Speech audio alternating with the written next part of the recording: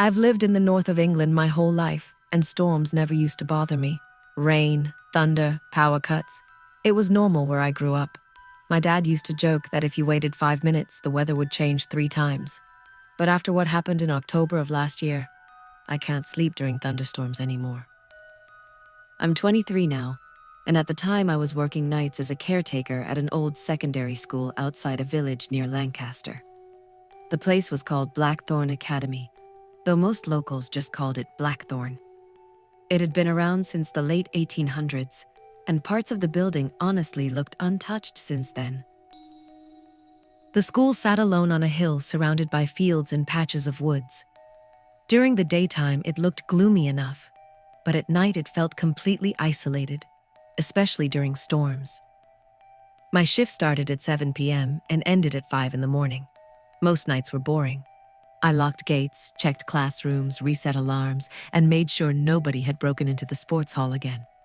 Teenagers around the village liked sneaking onto the grounds to drink.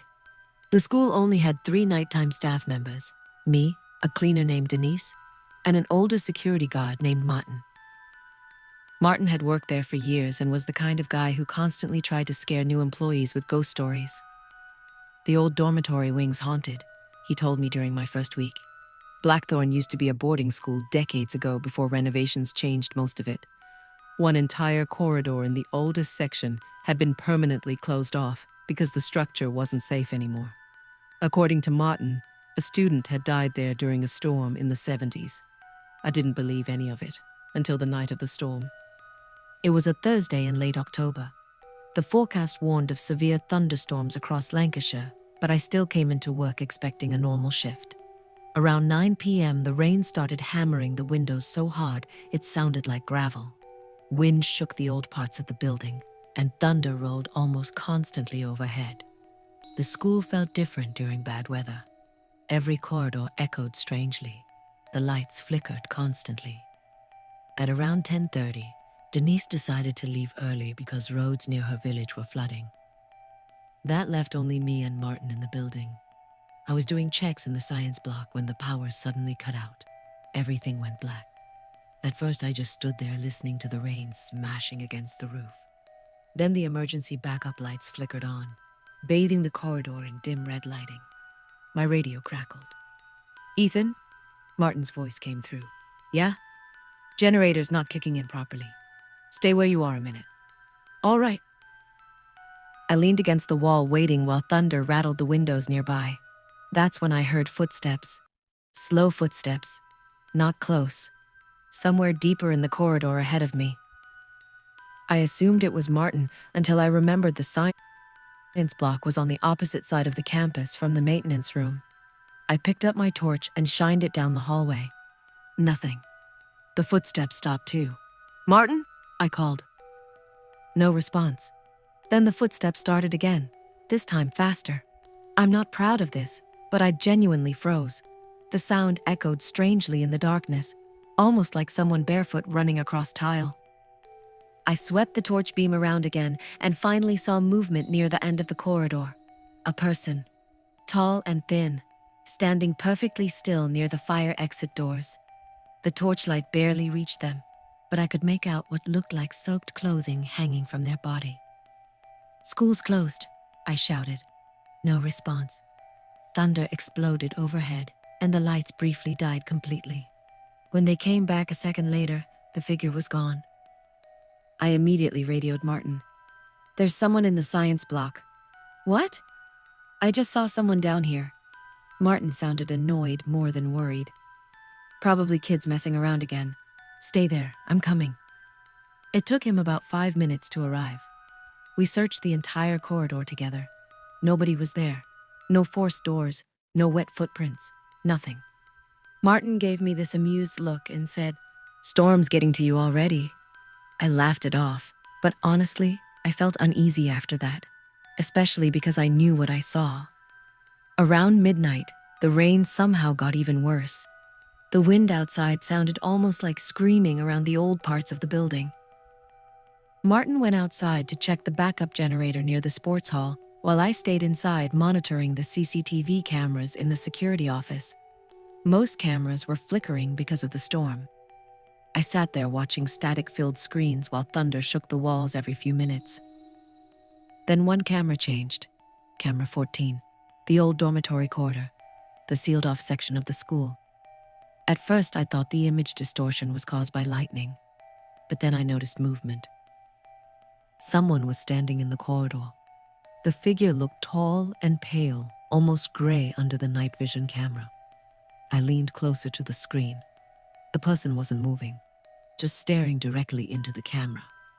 I grabbed the radio. "Martin, you there?" Only static answered. I tried again. Nothing. Then the CCTV feed glitched violently. For a split second, the figure appeared much closer to the camera. Close enough for me to see its face, or at least part of it. Its mouth hung open far too wide. Rainwater poured from its hair and clothing like it had just climbed out of a river. The feed cut to black. I actually jumped backward from the desk. A second later, every monitor in the security room shut off. The backup lights died too. Now the building was completely dark. No lights, no cameras. Nothing except thunder. I took out my torch and tried the radio again. Still dead. At that point, I considered waiting in the office until Martin came back. But the thought of sitting alone in pitch darkness honestly felt worse. So I left the office and headed toward the sports hall entrance to find him. The corridors were freezing cold now.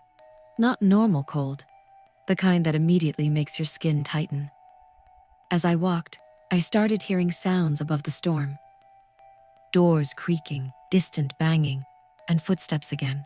Only now they sounded wet, like someone walking through puddles. I kept turning around with the torch, expecting to catch some prankster hiding nearby. But every corridor behind me was empty. Then I heard a loud metallic slam somewhere upstairs. I nearly dropped the torch. The sound came from the old dormitory wing. I remember standing there debating whether to ignore it or investigate. Then I heard Martin scream. Not yell. Scream. It echoed through the building so loudly that even the storm outside didn't drown it out. I ran. I sprinted toward the sports hall corridor, shouting his name. The emergency exit near the generator room was wide open, letting rain and wind blast into the building. Martin was nowhere in sight, but his torch was lying on the ground outside. I picked it up and stepped into the rain. The storm was insane by then. I could barely see more than a few meters ahead. Then lightning lit up the school grounds, and I saw someone standing near the fence, tall, motionless, watching me. Another flash of lightning revealed something worse. Martin was lying on the ground nearby. I ran toward him, slipping in mud and rainwater. "Martin!" He was alive, barely conscious, clutching his ankle. "What happened?" He looked terrified. "Someone grabbed me," he whispered. I thought he'd hit his head or something, but then he grabbed my arm hard enough to hurt. "It's inside." Another lightning flash lit the field. The figure near the fence was gone. Then, behind us, came the sound of the fire door slamming shut. We both turned. The building stood dark against the storm. And for just a second, I saw a face staring from one of the upper windows. Pale, sunken, water running down the glass around it. Martin refused to go back inside, injured ankle or not. We got into his car and drove straight to the nearest petrol station about 10 minutes away. The entire drive, Martin barely spoke. Finally, I asked him what he meant. When he said something grabbed him. He sat there staring out the rain-covered window before answering. 20 years ago, he said quietly, a student disappeared during a storm at Blackthorn. I immediately remembered his old ghost story. People thought he ran away, Martin continued, but they found him 3 days later in the flooded drainage tunnels beneath the school. I felt sick listening to him. Martin swallowed hard. The last thing he said to the teacher who saw him alive was that someone was calling him from the old dormitory corridor. I didn't know what to say. Then Martin added something that still bothers me now. "When it grabbed my leg outside," he whispered, "it sounded like a boy asking for help." Police searched the grounds the next morning after we reported what happened. They found signs someone had forced open an old maintenance hatch near the drainage system under the school. but they never found evidence anyone else had been there during the storm. No footprints except ours. No CCTV recordings either. Most files were corrupted during the power outage. I quit 2 days later. Martin retired not long after. The creepiest part happened months afterward. I was having drinks with an old teacher from Blackthorn who asked why I suddenly left the job. I told him the shortened version without mentioning the face or the figure. He went completely silent. Then he asked me one question. "Did you see water?" I remember getting chills immediately. I asked what he meant. He told me the student who died decades earlier had been found drowned despite only a few inches of water being inside the drainage tunnel. The coroner apparently said it made no sense. But according to old rumors around the school, students used to report seeing a soaking wet boy walking the corridors during thunderstorms for years afterward, especially near the old dormitory wing. I still avoid storms whenever I can. And sometimes during heavy rain at night, I think about that CCTV image. That pale face getting closer to the camera, smiling with that impossibly wide mouth, like it knew we were trapped inside with it. Growing up in the Philippines, thunderstorms were a normal part of life. Every rainy season we expected power outages, flooded streets, and nights where thunder shook the entire house. Most people get used to it. I thought I had too. But one storm changed that forever. This happened in 2022, when I was 19 years old and living with my aunt in a small town in the province of Quezon. My parents worked overseas, and since I was attending a nearby college, I stayed with my aunt, her husband, and my younger cousin. Our house sat near a coconut plantation about 15 minutes from the town center. The nearest neighbor was several hundred meters away. Most nights were quiet, too quiet, especially during storms. One Saturday afternoon, weather reports warned that a severe thunderstorm system was approaching our area. Nobody seemed concerned. Storms happened all the time. My uncle left for an overnight fishing trip before the weather worsened, while my aunt and cousin attended a birthday gathering in a nearby barangay. I stayed home because I had exams coming up. By around 6 in the evening, dark clouds covered the entire sky. The wind picked up first, then the rain started. Within an hour, it was pouring so heavily that I could barely see beyond our front gate. The electricity failed around 7:30. That wasn't unusual. I lit a few rechargeable lamps and continued studying in the dining room. The storm intensified as the night went on. Thunder rattled the windows every few minutes. The roof creaked under powerful gusts of wind. By 9 o'clock, I received a message from my aunt. The roads were flooding. She and my cousin were staying overnight with relatives. That meant I was completely alone. I wasn't worried at first. In fact, I enjoyed having the house to myself. I made coffee, put on headphones, and tried to focus on studying. Around 10:30, I heard something strike the side of the house. A loud metallic bang. I removed my headphones immediately. Another bang followed, then another. I grabbed a flashlight and looked through the kitchen window. The rain was so heavy that visibility was terrible. At first, I assumed a branch had broken off one of the nearby trees. Then lightning illuminated the backyard. For a split second, I saw a person standing near the water tank. I nearly dropped the flashlight. The figure disappeared as darkness returned. I stood frozen. My first thought was that somebody was taking shelter from the storm. Maybe a traveler, maybe a drunk person, but something felt wrong. The figure hadn't moved. It had simply been standing there, perfectly still. I waited for another lightning flash. When it came, the backyard was empty. I convinced myself I'd imagined it. Storms can play tricks on your eyes. At least that's what I told myself. Around 11 o'clock, I decided to lock every door again just to be safe. Everything seemed normal until I reached the back entrance. The door was slightly open, only a few inches. I knew for a fact I had locked it earlier. A rush of cold air entered through the gap. I immediately shut and locked it. My heart was racing now. I checked every room in the house. Nothing. Nobody was inside. I tried calling my aunt, but the signal kept dropping because of the weather. Eventually, I returned to the dining room and continued studying. Then I heard knocking. 3 slow knocks, coming from the front door. I looked at the clock. 11:17 p.m. My stomach tightened. Nobody should have been outside in that storm. The knocking came again. 3 slow knocks. I approached the window carefully and peeked through the curtain. Nothing. I couldn't see anyone on the porch. Then lightning flashed.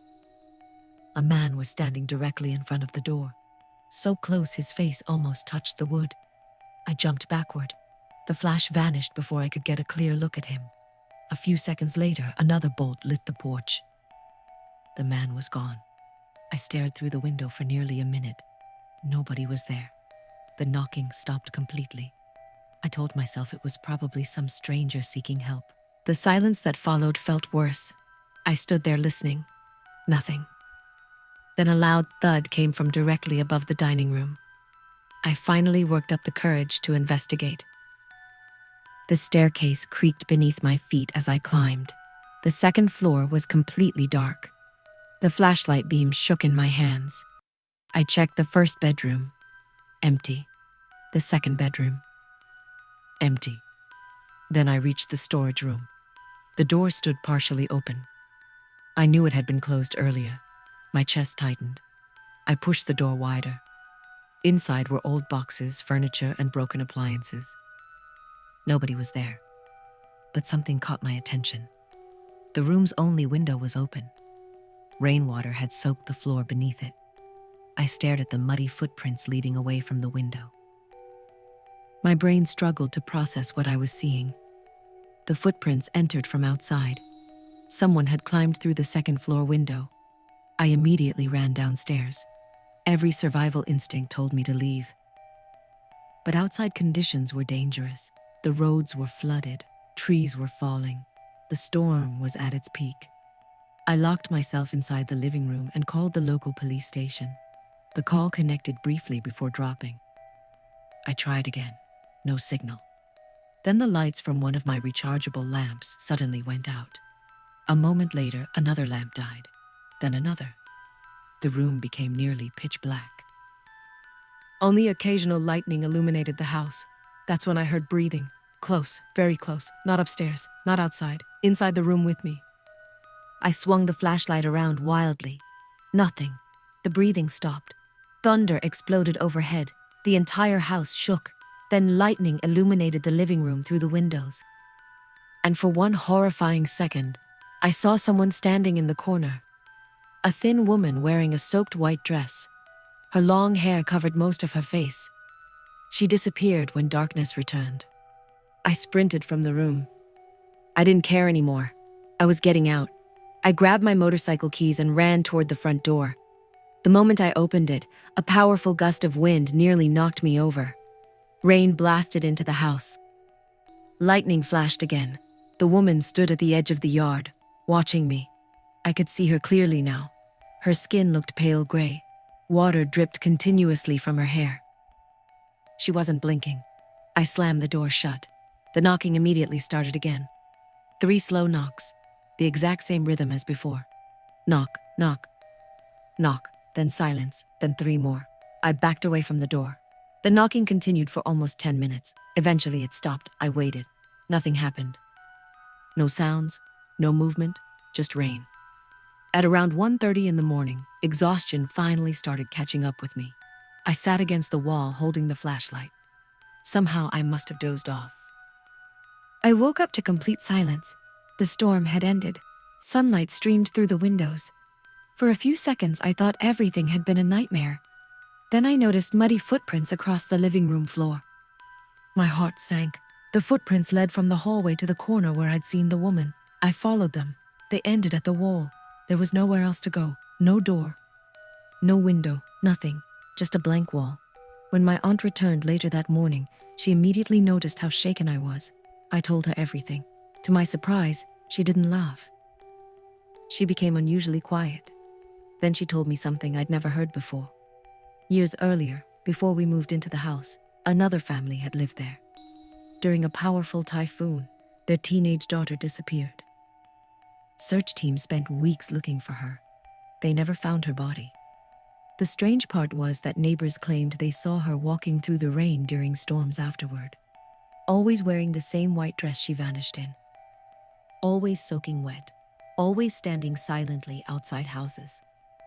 My aunt admitted several people in nearby barangays had reported seeing a woman matching the description over the years, especially during severe thunderstorms. I moved out 6 months later. I never experienced anything like that again. But one detail still bothers me. A few weeks after the incident, I checked an old community Facebook group. I found a post from a resident living several kilometers away. The post had been uploaded on the exact night of the storm. The person wrote that someone had been knocking on their front door after midnight.